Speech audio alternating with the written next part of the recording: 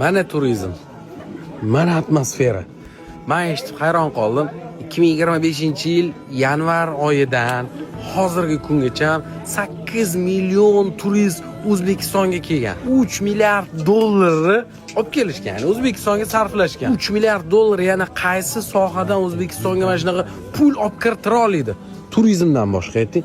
Shu darajada boy tariximiz, shu darajada chiroyli ko'rinishlarimiz bor. Chet eldan ko'rayotgan o'zbeklar ham ko'rib, chet elda yurimiz. O'zbekistonda ham mana shunaqa joylarga kelaylik deb kelishiga sabab bo'lamiz inshaalloh. Shunaqa maqsadda yurimiz. Rostdan bu manzarani ko'rish uchun butun dunyodan turistlar kelyapti. Siz ham O'zbekistonda bo'lib turib, hali ham shunaqa joylarga kelmagan bo'lsangiz, обязательно kelishingiz kerak.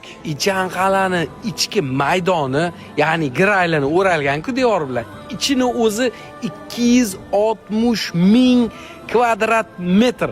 Tasavvur qilyapsizmi? 50 dan oshiq mana shunaqa tarixiy obidalar, 250 dan oshiq mana shunaqa uylar joylashgan. Mana bu yerda tarixiy shaxslarni ham haqiqiylarini ko'rib qoldik. Salomatmisiz?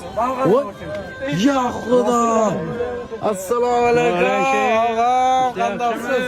Siz kimsiz? Men Islom Xo'jaman. Nima rolidasiz? Darvish rolida. Gap yo'q lekin. Bir kunda menimcha har bitta obidanizdan aylanib ko'rib chiqishi menimcha iloji yo'q. Mana shu Ichanqal'ani ichini o'zida juda ko'p mehmonxonalar bor. Turistlar mana shu menimcha kullab qolib har bitta obyektlaringizdan tarixini birma-bir ko'rib chiqishadi. Juda katta joy. Tasavvur qiling, shu yerda oldin xonlar yashagan. Voy dod, qarang, u yoqdan kirib, bu yoqdan chiqib ketsangiz bo'ladi.